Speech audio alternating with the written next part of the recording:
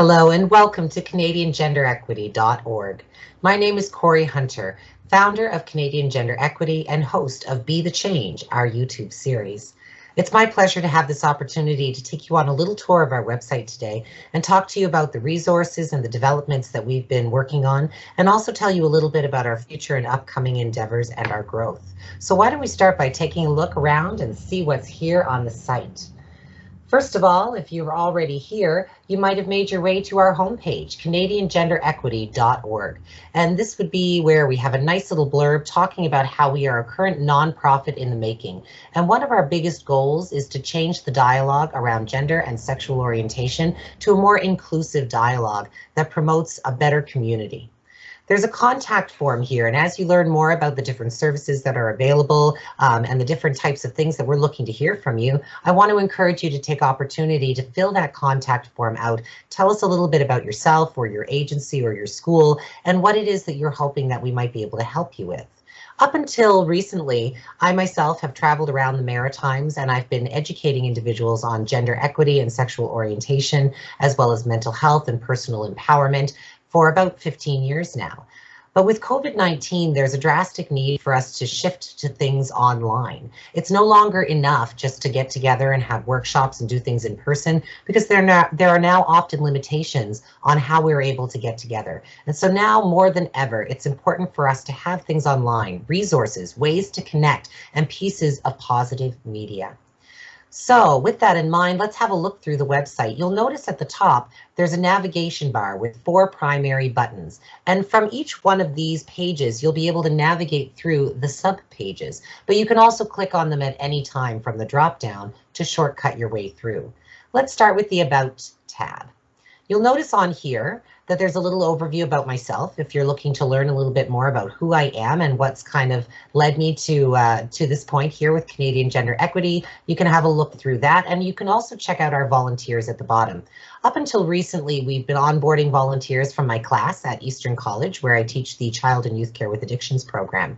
But I'm very excited to announce that moving into November, we're looking to start onboarding community volunteers as well. So if you have an interest in supporting us and becoming a more active part of the dialogue, please feel welcome to reach out to us and let us know.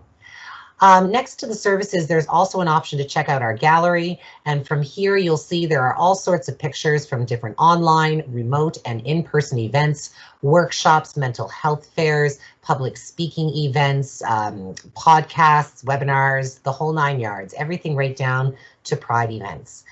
So if you'd like to check out some pictures and see what some of the things I've been up to over the years are, you are more than welcome to have a look there. Now, the really exciting stuff is over here in the last 2 tabs, the resources and the media tab. And this is where I'd like to encourage you as one of our guests to really spend a lot of your time.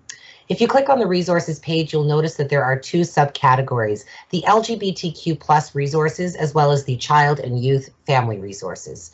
Each one of these pages has a number of different places from around Nova Scotia, New Brunswick, as well as federal and Atlantic Canadian resources that may be able to be accessed online.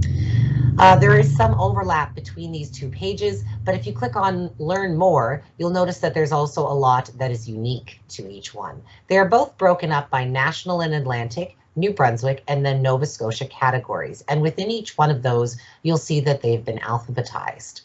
In addition to a catchy little picture to tell you a little bit about what they're about, there is a little blurb providing a description as well as their name and contact information. If you're looking for more information, click on the Learn More and you'll notice that a tab is going to open up and take you to their website, and you'll be able to check out exactly what this resource is all about. A number of these places that you see here on our website have additional resources that they also list and partner with. So I encourage you to check out their websites if you see anything on here that might be applicable to you or somebody you know in your community. This particular page that I'm screen sharing with you is the LGBTQ+ support page. And as you'll notice, there are a number of different resources in here relating to medical as well as mental health, relating to community and support, assistance with transitioning and peer support groups, as well as safe spaces and places that we can network together. And much like this LGBTQ resource page that we're looking through, the Child and Youth Care and Family Resource page has a very similar framework and is designed to be interactive just like this one. So at the top, you'll notice the national and the Atlantic resources. And again, you can click on Learn More and you'll notice that it will take you directly to websites full of information and more detailed resources for you on that particular avenue of support. Some of these community partners are private businesses, some of them are nonprofits, some of them are government organizations and part of our education and our healthcare system. So I encourage you to take a look through, but don't just look at what we have, also keep in mind what we don't have. If there are community supports that you know of in your backyard that you'd like to share with us, I encourage you to take a moment and send us a message. Let us know who and what it is that you find so supportive in your backyard so that we can share it with others. Again, the goal here with these resource pages is to create an interactive hub where we can all come together and get the individualized supports that we need for ourselves to be mentally and physically well. Now, next to these different resources, again, I want to draw your attention to that media tab.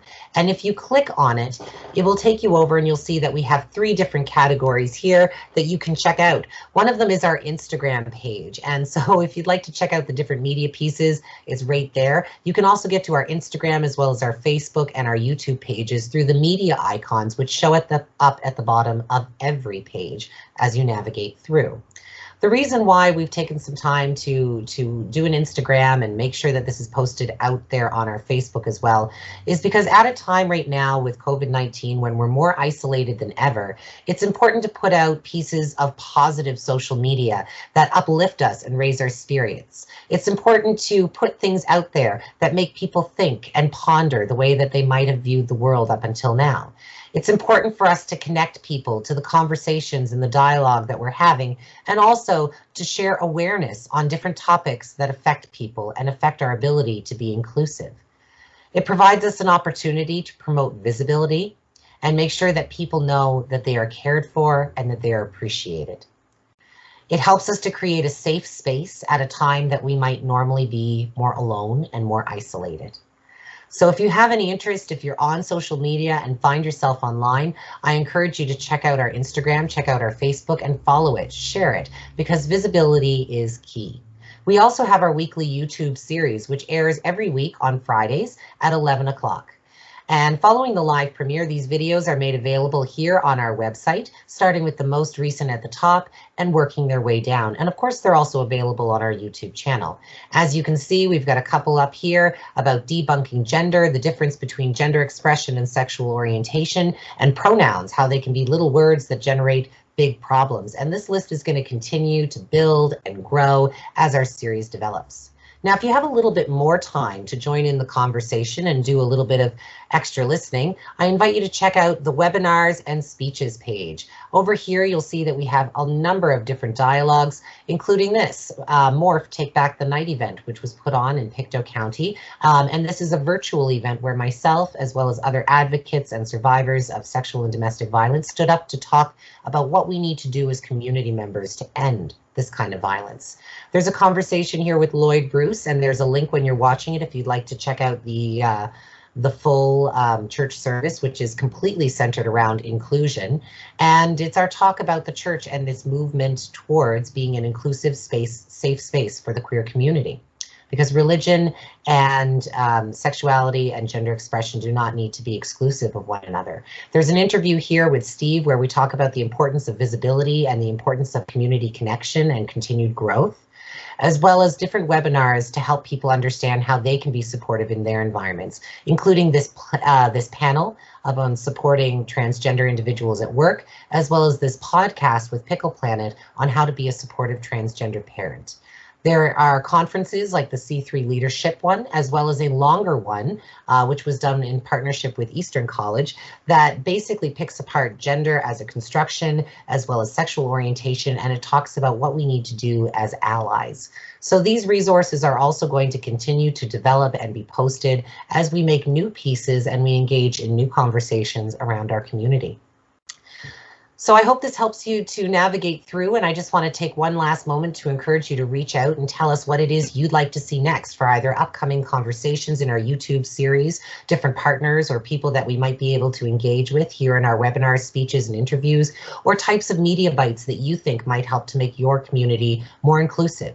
I'd also love to hear about your resources if there's anything you'd like to see added into the page. And you can reach out to us via the contact form or through our social media apps. You'll notice that there is a nice little chat button located down here in the corner, and it will forward you to our Facebook page. So I hope that you enjoy everything that we're working on. We're going to be continuing to develop all of these resources, including our YouTube series, upcoming webinars, as well as fun social media bites that are also educational and support an inclusive community. Thank you so much for being a part of our dialogue, and I hope you enjoy all of our work.